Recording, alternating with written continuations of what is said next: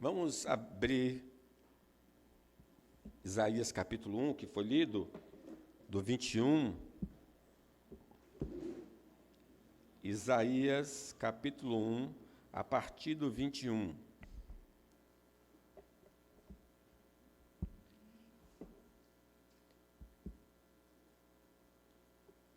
Parece uma continuidade da mensagem da manhã feita por Tiago, porque há uma relação, possivelmente, no mesmo período que se deu a profecia. Mas oremos. Soberano Deus, ninguém entende a sua palavra se não for pelo Espírito Santo. Por isso rogamos por nós, por todos os nossos irmãos na terra, por todos os homens que estão ouvindo a leitura da palavra e a sua explicação, que o Espírito Santo abra os nossos ouvidos, abra os nossos olhos, abra o nosso coração, e a tua palavra penetre e germine e dê fruto para a glória do teu nome, e em nome de Jesus. Amém. É interessante, esse texto fala do casamento, de um casamento. E a gente precisa lembrar do nosso casamento com Deus. No Antigo Testamento, o casamento se dava aos 8 dias de nascido. O homem era circuncidado. E quando ele completava a idade da razão, ele dava a profissão de fé. Então, o casamento era consumado. Então, a partir daquele momento, esse homem casou-se com Deus, se aliançou com Deus. Nesse dia, ele fazia votos, juramentos matrimoniais, de fidelidade, de servir, de adorar, de prestar atenção aos seus ensinos, à sua palavra, de fazer a sua vontade, de testemunhar. No Novo Testamento, a cerimônia é diferente. É o batismo em nome do Pai, do Filho, do Espírito Santo com água, diferente da circuncisão. Mas o princípio é o mesmo. Ele dá a profissão de fé e batismo. Também continua na IPB o mesmo princípio. A criança é apresentada no batismo e, na idade da razão, ela dá a profissão de fé. Então, conclui-se o casamento. Nós que estamos aqui, todos casamos com o Senhor, pelo batismo e profissão de fé. E nós fizemos promessas no altar. Senhor, o Senhor é meu Deus, meu único Deus. Eu vou te servir para sempre. Eu vou te obedecer em tudo. Eu vou fazer a sua vontade. Nada mais me atrai. O que me atrai é o Senhor. Só que Deus, tu me sondas e me conheces, sabe o meu deitar e o meu levantar, e de longe penetra no meu pensamento. Ele percebeu com clareza, diferente dos homens, que não havia essa fidelidade.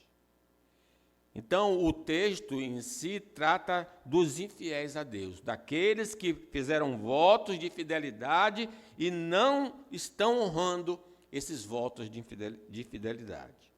Por isso diz assim, imagine, está ali o povo no ajuntamento, príncipes, as autoridades, os sacerdotes, os profetas, o povo de maneira geral, e Deus, usando o profeta, diz, olha, vocês estão me traindo, vocês estão se prostituindo, vocês não estão cumprindo os seus votos matrimoniais. E o povo ouvindo o profeta falar.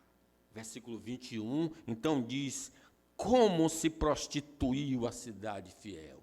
Significa que houve um tempo em que nós éramos consagrados, dedicados, servíamos a Deus em espírito e em verdade, adorávamos a Deus na beleza da sua santidade, estávamos dispostos a qualquer coisa pelo nome do Senhor. Como se prostituiu a cidade fiel. Ela, que estava cheia de justiça, nela habitava a retidão. Porém, o quadro agora é diferente, mudou. Da água para o vinho, do fiel para agora soar homicidas. Em primeiro lugar, os infiéis a Deus, quem sabe, espero que não sejamos nós, os infiéis a Deus se unem aos deuses imaginários cometendo infidelidade conjugal. Porque o primeiro mandamento é: não terás amantes, não terás outros deuses diante de mim. Então, a infidelidade é quando eu penso que o que eu tenho, o que eu alcanço, vem de outro e não de Deus.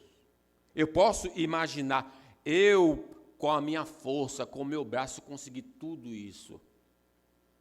Como diz de manhã, mas eles se esqueceram que eu que lhes dou tudo. Então, o ídolo pode ser um ídolo de pedra, de ouro, pode ser um ídolo do coração, pode ser a posição que eu tenho, pode ser o dinheiro que eu tenho, pode ser a família que eu tenho. É tudo aquilo que ocupa o lugar que pertence só a Deus. Nossos votos prometidos ao Senhor no dia da nossa profissão de fé não estão sendo observados. Não estamos cumprindo aquilo que prometemos. Diz a palavra do Senhor no casamento de Deus com o seu povo ali no deserto.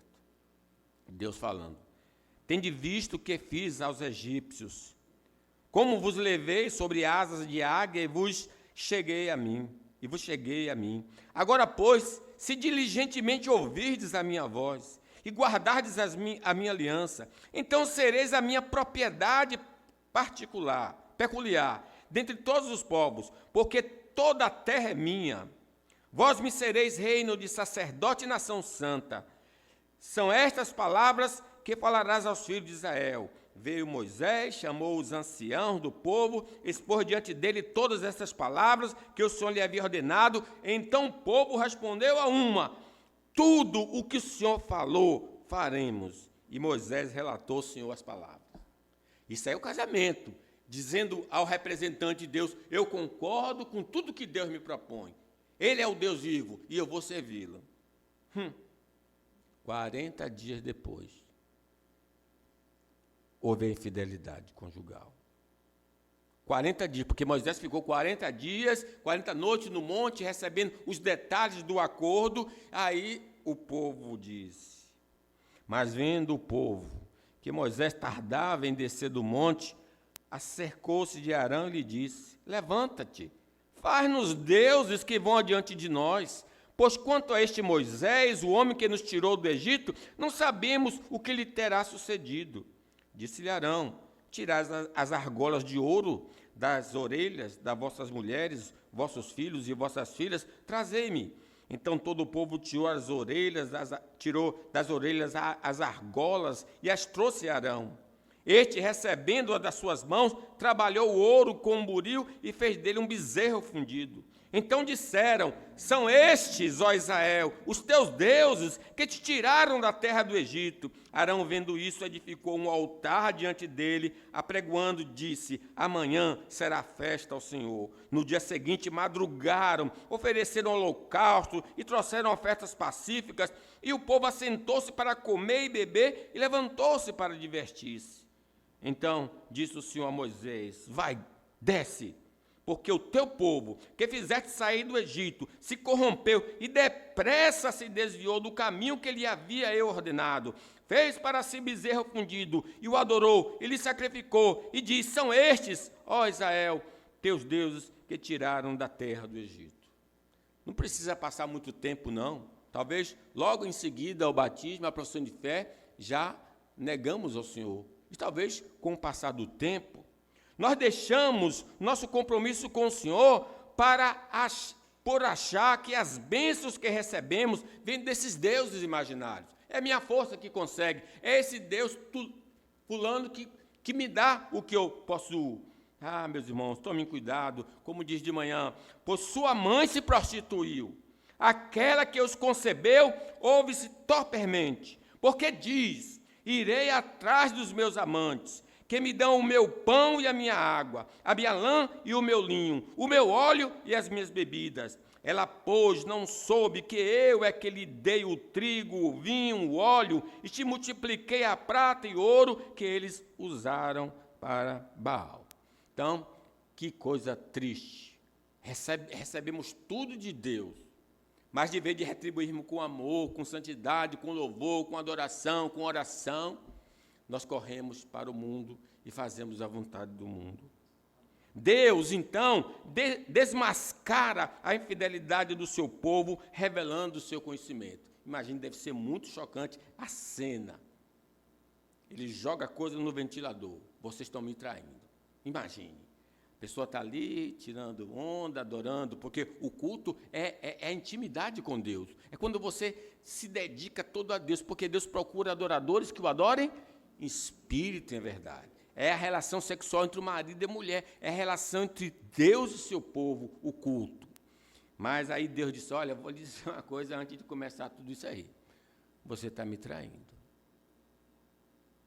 Eu sei que você está me traindo. E não é aquela posição de homem, de mulher, que fica sempre imaginando que está tendo traições. Não, Deus, você está me traindo. Ele vai dizer, a mostrar as provas, né? Quando a gente lê as igrejas do Apocalipse, a gente escuta Jesus dizendo assim, conheço as tuas obras, o teu amor, a tua fé, o teu serviço, a tua perseverança, as tuas últimas obras, mais numerosas do que as primeiras, tenho, porém, contra ti, o tolerares que essa mulher, Jezabel, que a si mesmo se declara profetiza, não somente ensine, mas ainda seduz os meus servos a praticarem a prostituição e a comerem coisas sacrificadas aos ídolos. Dentro da igreja, tinha um grupo que estava fazendo isso, se prostituindo e adorando os ídolos, mas também declarava, Deus, eu te amo, Deus, o Senhor é meu Deus. Nosso andar com Deus está em que nível desde o dia da nossa conversão? Desde o dia que nós aceitamos Jesus, como é que está agora a nossa vida com Deus? Será que é preciso dizer, tenho contra ti que abandonaste o teu primeiro amor? Foi também congregada a seus pais toda aquela geração, no tempo dos juízes. Outra geração após ele se levantou, que não conhecia o Senhor, nem tampouco as obras que fizera Israel. Então fizeram os filhos de Israel o que era mal perante o Senhor, pois serviram aos Baalins. Deixaram o Senhor, Deus de seus pais, que o tirara da terra do Egito, e foram após outros deuses, dentre os deuses das gentes que havia ao redor deles, e o adoraram, e provocaram o Senhor a ira, porquanto deixaram o Senhor, e serviram a Baal e a Astarote. Os infiéis a Deus demonstram sua infidelidade, rasgando o segundo grande mandamento, que é, amarás o teu próximo como a ti mesmo. Aí Deus, naquela união, né, no culto, diz, olha, vou mostrar aqui as suas traições. Versículo 23. Os teus príncipes, as autoridades, são rebeldes, companheiros de ladrões. Cada um deles ama o suborno, corre atrás de recompensas, não defende o direito do órfão e não chegam perante eles a causa das viúvas. Dos 10 mandamentos, 6 mandamentos se referem ao nosso relacionamento com o próximo. Então, como eu estou tratando o outro, que é a imagem de Deus, revela se eu estou traindo a Deus ou não. Deus está dizendo assim, olha, você tem me traído porque eu ordenei, honra teu pai e a tua mãe. Respeitem as autoridades. Vocês não têm respeitado. Não prejudiquem o próximo, não matarás, e vocês têm prejudicado. O Senhor diz, não sejam impuros, e nós temos sido impuros.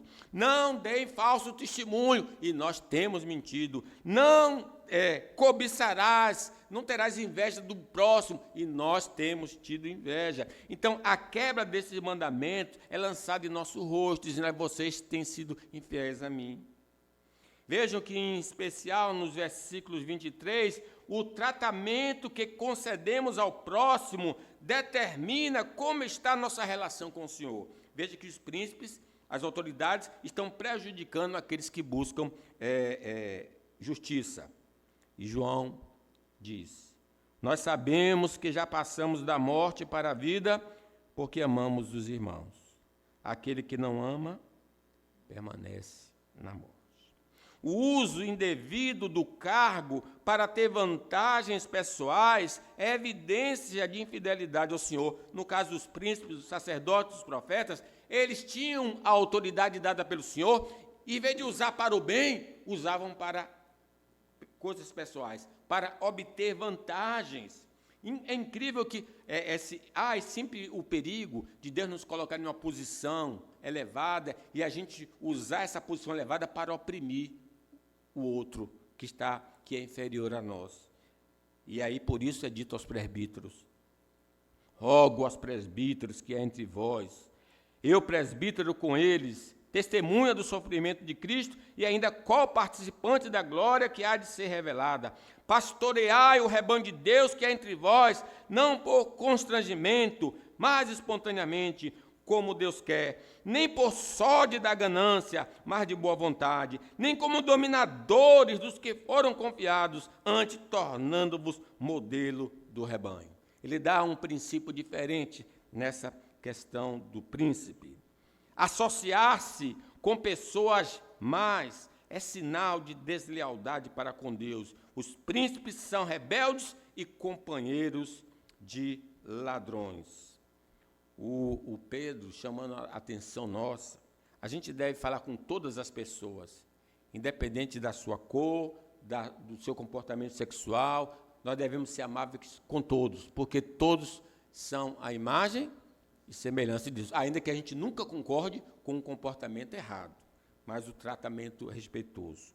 Aí Pedro diz: cingindo o vosso entendimento, sede sóbrios, esperai inteiramente na graça que vos está sendo trazida na revelação de Jesus Cristo. Como filhos da obediência, não vos amoldeis às paixões que tinham anteriormente na vossa ignorância. Pelo contrário, segundo é santo aquele que vos chamou, tornai-vos santos também em vós mesmos, em todo o vosso procedimento, porque escrito está: sede santos, porque eu sou santo. Ora, se invocais como Pai aquele que, sem acepção de pessoas, julga segundo as obras de cada um, portai-vos com temor durante o tempo da vossa peregrinação.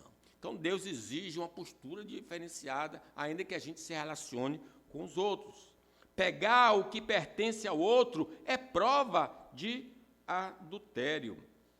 E aí, algumas pessoas faziam todas essas coisas erradas e entravam na casa de Deus. E Deus diz: mas ao ímpio, de que te serve repetires os meus preceitos e teres nos lábios a minha aliança, uma vez que aborrece a disciplina, rejeita as minhas palavras? Se vês um ladrão, tu te comprazes nele, e aos adúlteros te associas. Solta a boca para o mal, e a tua língua trama enganos. Sentar-te para falar contra o teu irmão e difama o filho da tua mãe. Tem feito essas coisas e eu me calei. Pensavas que eu era teu igual, mas eu te erguirei e porei tudo à tua vista. Considerai, pois, nisso, vós que vos esqueceis de Deus, para que vos não despedace sem haver quem vos livre. Imagine quando vem aqui, quer ter uma conversa com você. E aí ele começa a falar tudo isso do comportamento equivocado, né? Meus irmãos, então Deus está realmente chamando a pessoas, nos chamando a um confronto. O povo casado com Deus, através da infidelidade, provoca ira. Qual é o marido, qual é a esposa que não vai ficar zangada? A gente vê as notícias, às vezes, da mulher traída, do homem traído, que faz cada coisa, né? Raiva, o ciúme. Olha o que diz o Senhor no versículo 4. Portanto, diz o Senhor dos Exércitos, o poderoso de Israel: tomarei satisfações aos meus adversários, vingar-me-ei dos meus inimigos. Irmãos, trair a Deus provoca o ciúme de Deus. Parece que essa palavra é pecaminosa. Ela não é pecaminosa. E até nós podemos ter ciúmes. E Deus muito mais. O ciúme de Deus é diferente do nosso. No Velho Testamento, eu assisti a mensagem de Paulo, reverendo Timóteo da igreja da Bahia, falando aos jovens, e ele explicando, dizia que a tradução do Velho Testamento que diz Deus é zeloso, literalmente é Deus é ciumento. Deus é ciumento. Em que sentido? É que nós fizemos um acordo com Ele, de total dedicação, e Ele está vendo que nós não estamos nos dedicando, e isso causa ciúme nele. Porque Ele sabe que nós estamos pulando a cerca, Ele sabe que nós estamos adorando outros deuses, Ele sabe que nós não estamos obedecendo a sua palavra. Apesar que na frente dele, Deus é meu amor, Deus é minha vida, Deus é tudo para mim. E é mentira, esse povo honra-me com os lábios, mas o seu coração está longe de mim. Deus é ciumento quando atribuímos suas dádivas aos deuses imaginários. Quando o que temos, nós falamos, foi o meu braço que me deu a vitória. Quanto à palavra que nos anunciastes, é interessante Jeremias, né? Jeremias ficou com um grupo, os pobres, que Nabucodonosor não matou, e eles estão para o Egito, ficaram no Egito. E aí eles consultaram a Deus para saber o que deviam fazer, e o Deus disse, olha, abandone os seus amantes, me sirvam. Aí o povo deu a resposta a Jeremias. Quanto à palavra que nos anunciaste em nome do Senhor, não te obedeceremos a ti. Antes, certamente, toda palavra que saiu da nossa boca, isto é, queimaremos incenso à rainha dos céus e ofereceremos libações como os nossos pais, nossos reis, nossos príncipes temos feito. Na cidade de Judá, nas suas ruas de Jerusalém, tínhamos fartura de pão, prosperávamos e não víamos mal algum, mas desde que cessamos de queimar incenso à rainha dos céus e de lhe oferecer libações, tivemos falta de tudo e somos consumidos pela espada e pela fome. Quando queimávamos incenso à rainha dos céus e lhe oferecíamos libações, acaso lhe fizemos bolos que retratavam e lhe oferecemos libações sem nossos maridos, quer dizer, com o consentimento dos maridos, ela prestava um culto a esses deuses. Sim, irmãos, quando a gente está servindo a outros deuses, pode ter certeza, Deus é ciumento.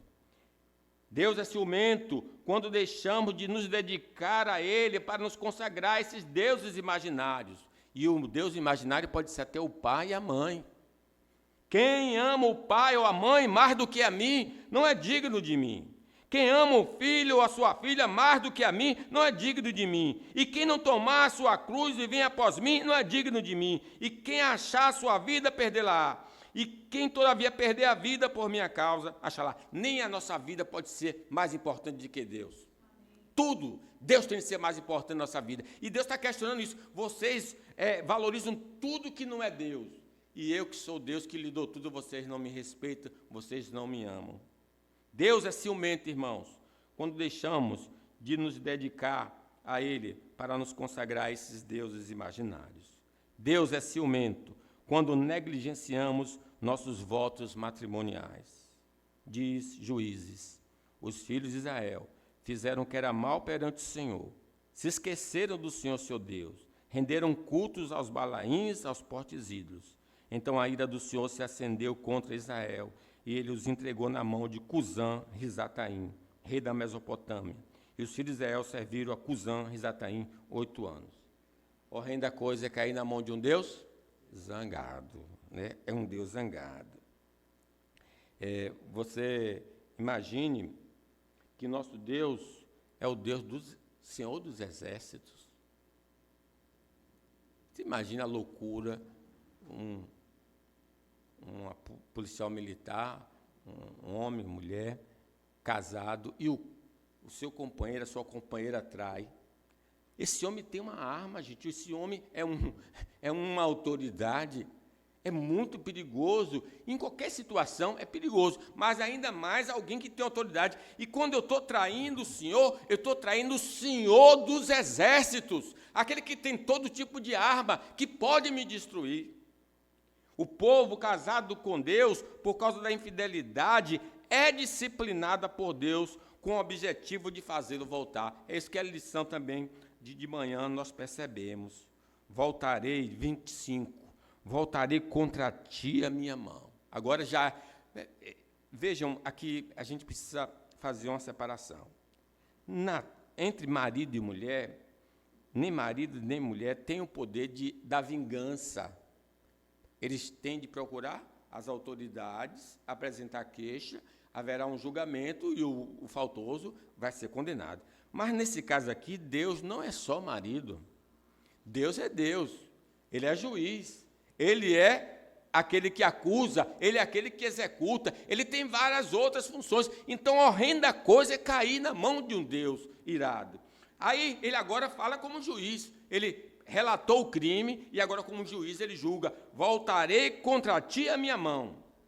Purificar-te-ei como a potassa das tuas escórias, a sujeira da prata, né? E tirarei de ti todo metal impuro.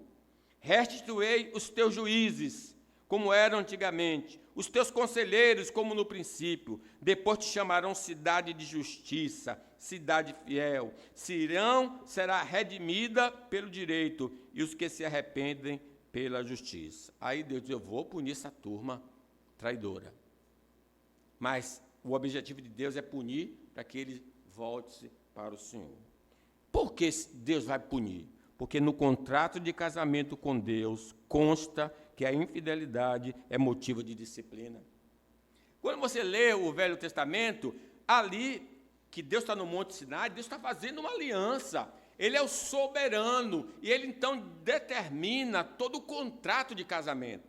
Eu sou o Senhor teu Deus. E começa. E no contrato de casamento, são os 5 livros de Moisés, Deuteronômio diz, o Senhor falando, se porém não deres ouvido à voz do Senhor teu Deus, não cuidando em cumprir todos os seus mandamentos, os seus estatutos que hoje te ordeno, então virão todas essas maldições sobre ti e te alcançarão. Maldito será tu na cidade, maldito será no campo. Maldito o fruto do teu ventre e o fruto da tua terra, e as crias das tuas vacas e das tuas ovelhas. Maldito serás ao entrares e maldito ao saíres. O Senhor mandará sobre ti a maldição, a confusão, a ameaça em tudo quanto empreenderes, até que sejas destruído repentinamente, pereças, por causa da maldade das tuas obras com que me abandonaste. Quando a gente fez esse casamento, Senhor, eu prometo, tem o compromisso e tem o castigo também. Deus promete abençoar e promete também disciplinar. E Deus não é só marido, nós precisamos ter essa visão. Ele é promotor, é juiz e carrasco. Por isso que cair na mão do Senhor é muito perigoso, né? Tributar ao Senhor a glória devida ao seu nome. Adorar o Senhor na beleza da sua santidade. Ouve-se a voz do Senhor sobre as águas. Troveja o Deus da glória. O Senhor está sobre as muitas águas. A voz do Senhor é poderosa. A voz do Senhor é cheia de majestade. A voz do Senhor quebra os cedros. Sim, o Senhor despedaça os cedros do Líbano. Ele os faz saltar como um bezerro. O Líbano e o Sirion, como boi selvagem. A voz do Senhor despede chamas de fogo. A voz do Senhor faz tremer o deserto. O Senhor faz tremer o deserto de Cádiz. A voz do Senhor faz dar cria as costas e desnuda os bosques. E no seu templo tudo diz glória. O Senhor preside aos dilúvios como um rei. O Senhor presidirá sempre. O Senhor dá força ao seu povo. O Senhor abençoa com paz o seu povo. Esse é o grande Deus. Grande Deus vivo e verdadeiro que nós servimos e estamos unidos a Ele. A disciplina divina, então, visa nos levar à tristeza do pecado, a tristeza pelo pecado e a transformação de vida.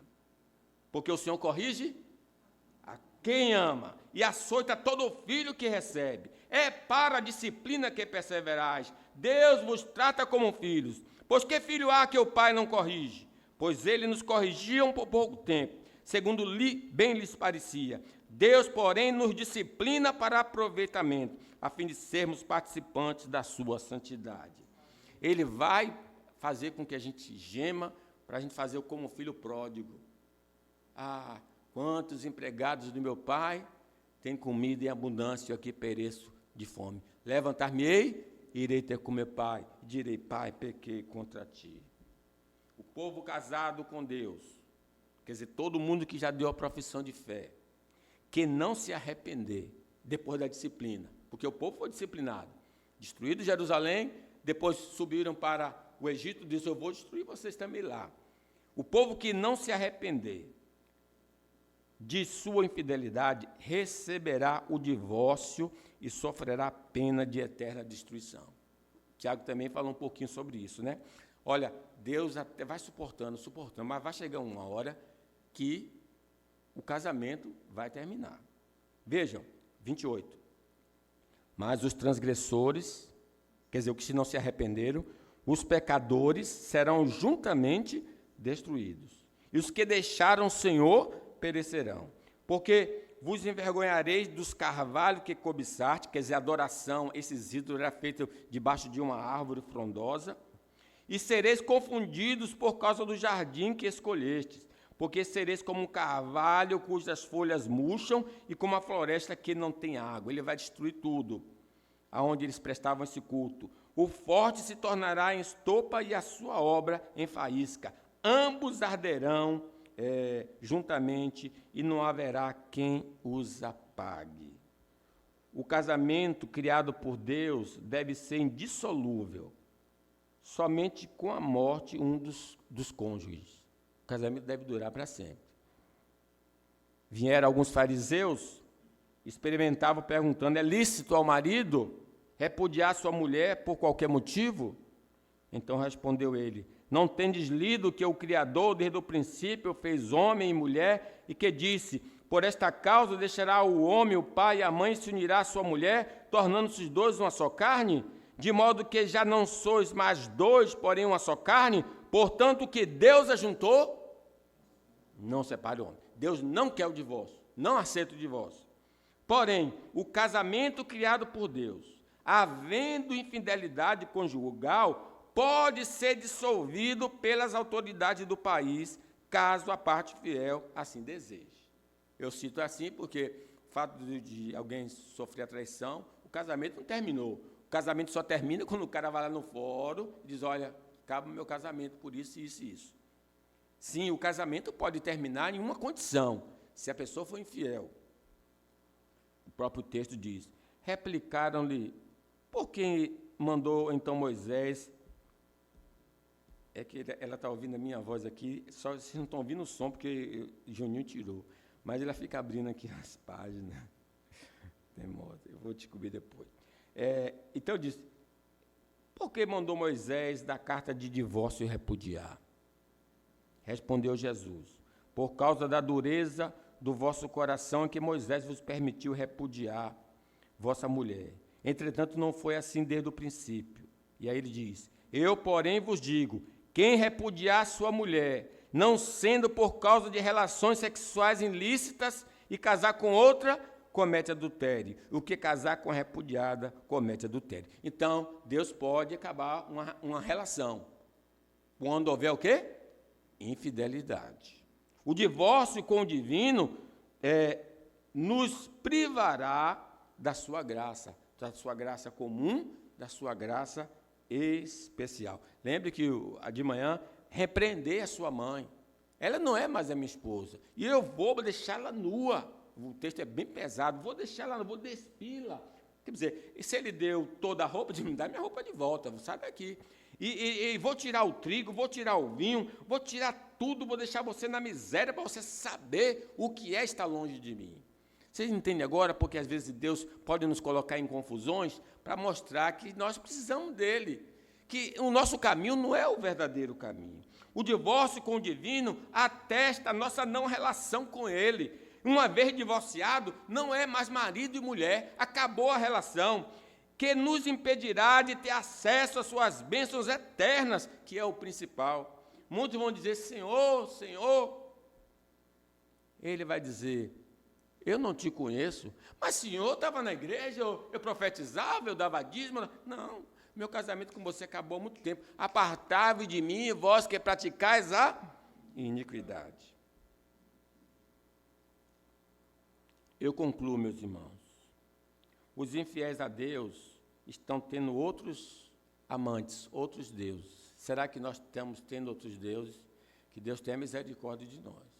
Porque Deus não aceita esse tipo de relação. Os infiéis a Deus demonstram a sua infidelidade rasgando os 10 mandamentos. Quem não está obedecendo os 10 mandamentos é uma evidência que está tendo outros deuses.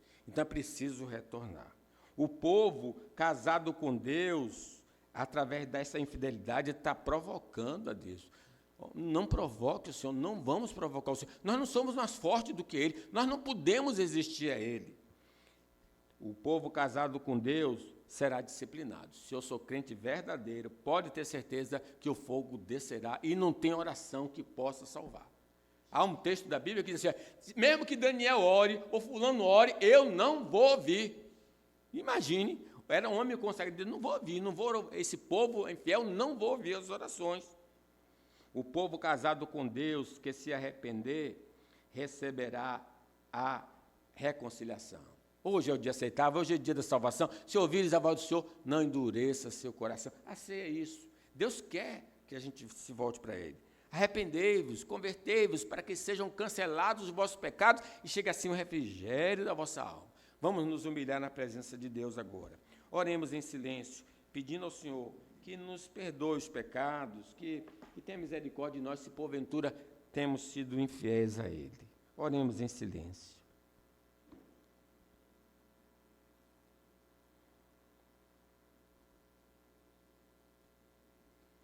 Senhor Deus, fomos lembrados da Tua palavra. Como a Tua palavra é tão poderosa, Senhor Deus, tão viva, tão eficaz. Ah, Deus, não somos melhores do que nossos irmãos. Como eles, nós sempre estamos pulando a cerca, ó Deus, pensando que nessa vida tem algo superior ou igual a Deus. Não há, Senhor Deus. Tudo que nós temos vem de Ti, Senhor Deus. Não conseguimos absolutamente nada se do céu não nos for concedido. Mas, mesmo assim, somos teimosos de coração, achando que vamos encontrar alegria, paz, felicidade fora de Ti, Senhor Deus. Que ilusão! Ó Deus, que ilusão, tem misericórdia de nós. Se estamos assim nesse caminho, Senhor, põe colírio nos nossos olhos, abre os nossos olhos para a gente ver a nossa insensatez, Senhor Deus.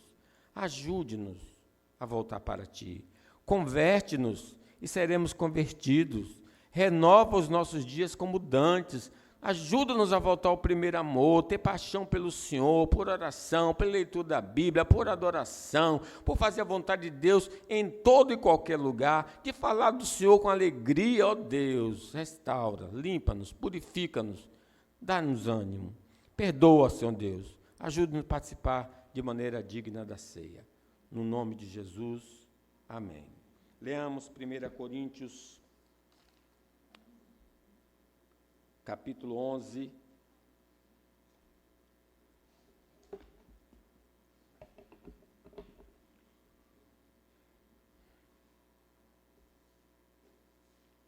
Primeira Coríntios 11,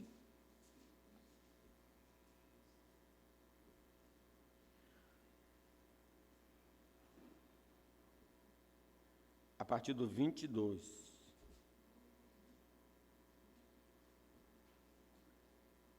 O 23 ao 27. Leamos juntos. O 23 ao 27. Leamos juntos.